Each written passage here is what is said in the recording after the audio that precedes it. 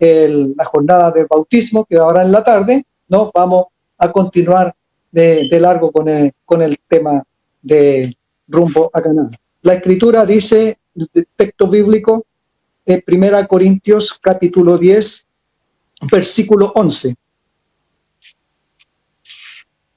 1 Corintios capítulo 10, versículo 11, un texto muy conocido por todos nosotros. Estas cosas les sucedieron, por ejemplo, y fueron escritas para advertir a los que han llegado al fin de los siglos. Muy buenas tardes ya. Buenas tardes, hermano Samuel, Dios le bendiga. ¿Me escucha? Sí. Okay.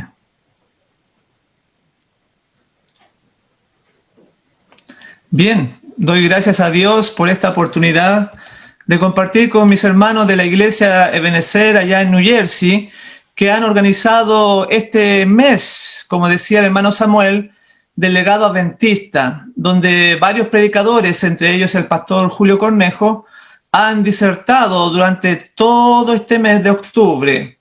Y hoy, como se anunció, estamos concluyendo. Así que doy gracias a Dios que la providencia divina me permite este privilegio. Se entregaron temas acerca de los pioneros, por ejemplo. A mí me tocó el mensaje 1888 en aquel congreso de Minneapolis, que muy importante para nosotros como iglesia adventista del séptimo día.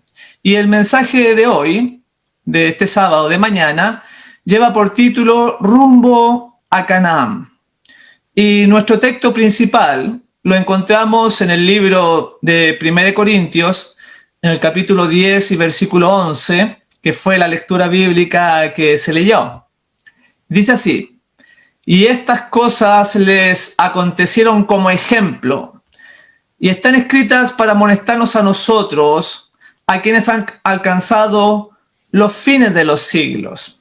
Este texto trascendental nos muestra de que lo que ocurrió, lo que aconteció en el pasado, tienen un propósito: amonestarnos, prevenirnos, conducirnos entre lo que es bueno y lo que es malo, para que no cometamos los mismos errores, porque es un ejemplo lo que pasó, lo que aconteció en el pasado. Y viene hablando del pueblo de Israel, viene hablando de esta salida de Egipto que va rumbo a Canaán, porque en el versículo 1 al 8 dice, y todos en Moisés fueron bautizados en la nube, dice, versículo 3, y todos comieron del mismo alimento espiritual. Todos bebieron la misma bebida espiritual, porque bebían de la roca espiritual que los seguía, y la roca era Cristo. Pero aquí va a cambiar la narración diciendo, pero de los demás de ellos no se agradó Dios, por lo cual quedaron postrados en el desierto. Entonces, en el contexto de las cosas que acontecieron como ejemplo, está hablando de la salida al desierto. Versículo 6, mas estas cosas sucedieron como ejemplos para nosotros, para que no codiciemos cosas malas, como ellos codiciaron, ni seamos idólatras, como algunos de ellos fueron. Como está escrito, se sentó el pueblo a comer y a beber. Y el versículo 10, ni murmuréis, como algunos de ellos murmuraron y perecieron por el destructor. Ese es el contexto de nuestro versículo. Y ahí viene, versículo 11, y estas cosas le acontecieron como ejemplo y están escritas para amonestarnos a nosotros, a quienes han alcanzado los fines de los siglos. Y ahí nombra varios pecados, varias cosas que el pueblo de Dios iba a repetir, pero nos muestra un ejemplo para que no caigamos en lo mismo. Y en el versículo 10 decía, ni murmuréis, como algunos murmuraron. Y ese es un pecado tan común que se hace vista gorda, que también vamos a comentar, y que señala que así que el que piensa estar firme, mire que no caiga. Tremendo, porque vamos a tener que pasar por este desierto. O sea, hoy el pueblo, la iglesia, está pasando por este desierto, vagando, hasta que entremos a esta Canaán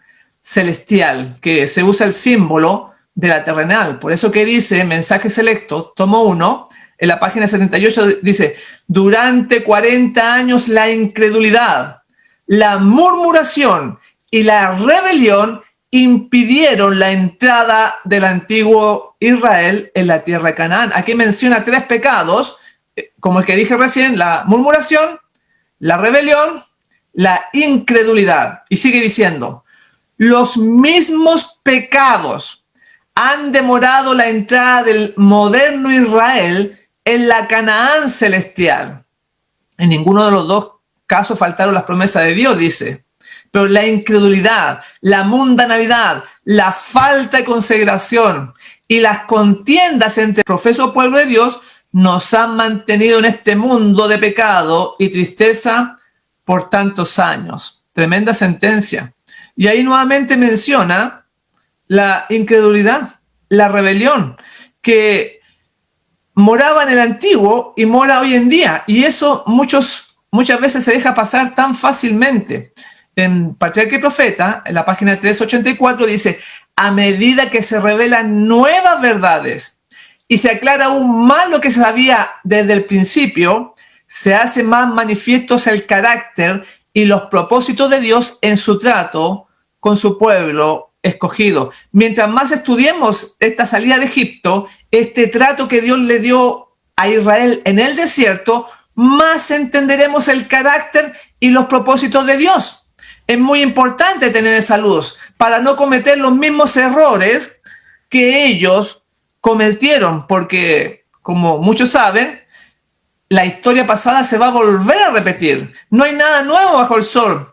En la iglesia remanente, página 111, dice, el Señor ha declarado que la historia pasada se repetirá cuando lleguemos a la terminación de la obra. Así que todos los elementos, todos los datos, la información la tenemos ya entregada en el pasado, porque de la misma forma que fue en el pasado, va a ser hoy con nosotros. Así que nadie va a poder decir que no sabía.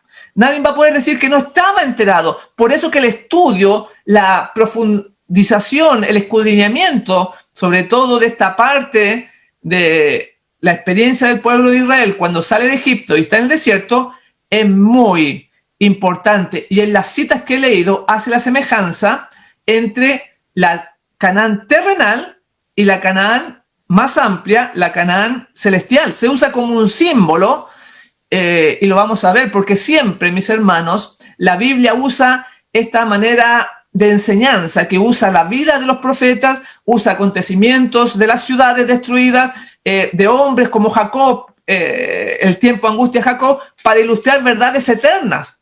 Nunca lo miren ustedes como algo que era puntual para el pueblo judío. No, no, no. Dios está interesado en redimir a la raza humana y le da todo lo que ella necesita. Y este acontecimiento de la salida del pueblo de Israel de Egipto, que va rumbo a Canaán terrenal, nos ilustra cómo va a ser el ambiente, las situaciones que debemos pasar nosotros ahora que vamos a la Canaán celestial. Y dice, a fin de conocerle, en la página 325 dice, la dirección de esa gran iglesia en sus viajes por el desierto simboliza la dirección de la iglesia hasta el final de la historia terrena, hasta que entren en posesión de la Canaán celestial. O sea, más claro no puede quedar. Todo lo que le aconteció a ellos es para nuestra enseñanza, nuestra admonición. Y se usan también otros símbolos, ¿no es cierto?, de lo mismo. En la Biblia, por ejemplo, como en los días de Noé, así será la venida del Hijo del Hombre, dijo el Señor Jesús, o como en los días de Lot, como los días de Sodoma y Gomorra, se usa el diluvio, se usa Sodoma y Gomorra, se usa Babilonia, se usa la destrucción de Jerusalén, se usa la salida del pueblo de Israel de Egipto para ilustrar eventos mayores que tienen que ver con nosotros, con nuestra experiencia que vamos a tener que vivir.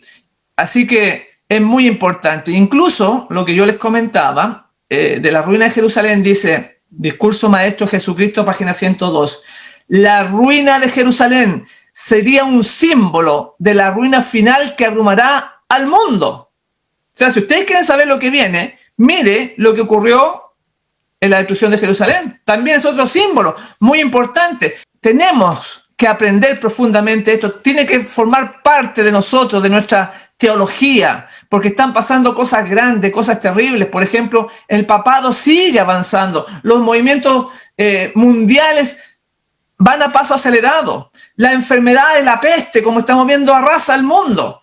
Vivimos tiempos difíciles, la gente no sabe lo que pasa. Realmente debemos interiorizarnos para no ser engañados, para tener colirio espiritual de las cosas que están ocurriendo en el mundo. Y este asunto de la simbología bíblica y de la salida del pueblo de Israel y de los acontecimientos finales, no solo lo encontramos en lo que yo he mencionado. En toda la Biblia está en pasajes que a veces no son muy conocidos.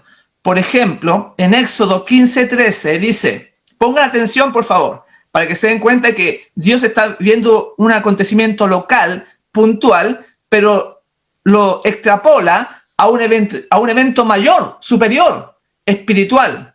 Dice, Éxodo 15:13, condujiste en tu misericordia a este pueblo que redimiste. Lo llevaste con tu poder a tu santa morada. Está hablando de la salida de Egipto del pueblo de Israel. Pero dice que lo llevó a tu santa morada. Pero nosotros sabemos que lo llevó al desierto, porque se está refiriendo al pueblo que va a salir en la segunda venida y que va a ser llevada a la morada santa donde él vive realmente. En el versículo 17 del mismo capítulo dice, tú los introducirás y los plantarás en el monte de tu heredad, en el lugar de tu morada, que tú has preparado, oh Yahweh, en el santuario que tus manos, oh Yahweh, han afirmado. Yahweh reinará eternamente y para siempre. Y Faraón entró cabalgando con sus carros y su gente a caballo en el mar, y Yahweh hizo volver las aguas del mar sobre ellos. O sea, está usando la Biblia la salida del pueblo de Israel de Egipto que va rumbo a Canaán, pero la está convirtiendo en cosas mayores, porque dice que lo va a llevar no a la tierra de Canaán, sino al santuario que hicieron tus manos, decía el versículo 17. ¿Y cuál es ese santuario? Es la Nueva Jerusalén.